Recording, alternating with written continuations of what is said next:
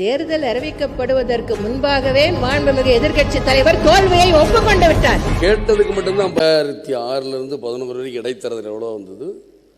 அந்த இடைத்தேர்தலில் ஒரு தேர்தலில் கூட அனைத்து இந்த அண்ணா திராவிட முன்னேற்ற ஜெயிக்கல.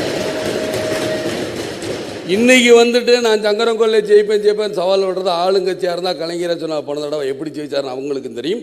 இப்போ நீங்களே எப்படி ஜெயிக்க போறீங்கிறதா அனைத்து இந்த அண்ணா திராவிட எப்படி ஜெயிக்க போறங்கிறது தயவு செய்து எதுக்கு நான் இப்படி கையை காட்டா நாக்க துருத்தக்கூடாது, சட்ட புஸ்தகத்துல கையை காட்டக்கூடாது, நாக்க துருத்தக்கூடாதுன்னு எதுலையுமே எதற்கு இதெல்லாம் பேசிக்கிட்டு இருக்காங்க.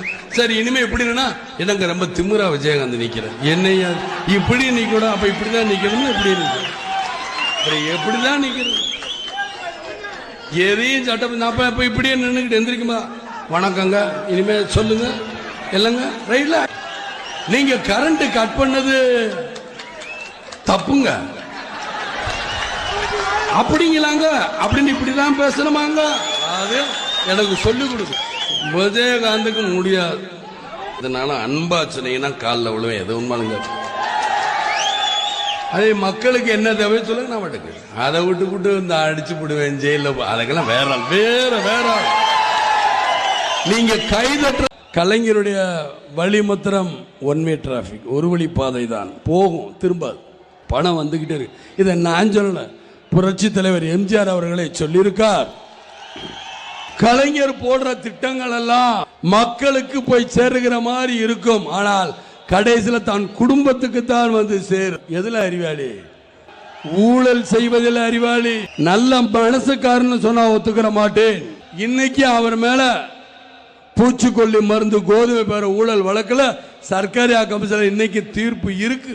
புரட்சி தலைவர் எம்ஜிஆர் அவர்கள் பிடிச்சு கொடுக்கும் பொழுது அப்ப சர்க்காரி கமிஷன் என்ன தெரியுமா சொல்லுச்சு? விஞ்ஞான முறையில் ஊழல் செய்துள்ளார் கலைஞர்னு சொன்னாங்க.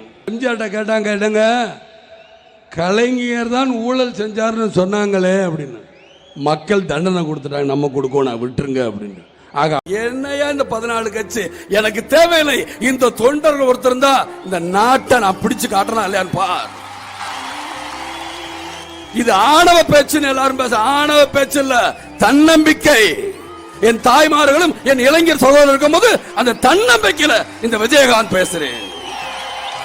என்னால் முடியும், சாதிக்க முடியும்.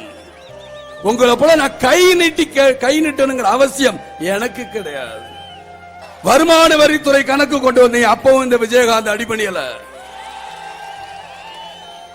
அதுக்கப்புறம் கொண்டு வந்தாங்க நில உச்ச வரம்புன்னு, இருந்தா எடுத்துக்க நாட்டு ஆக்கிரமிப்பு இருந்தா எடுத்து, எனக்கு அதை பத்தி கவலை இல்லை. ஆனால் இந்த விஜயகாந்தை எதை வச்சு பயமுறுத்தினாலும் பயமுறுத்துங்க, ஆனா விஜயகாந்த் எதை வேணுமாலும் நீங்க விலை கொடுத்து வாங்குங்க. ஆனால் என்கிட்ட இருக்க தைரியத்தை மாத்திரம் உங்களால் விலை கொடுத்து வாங்கவே முடியாது.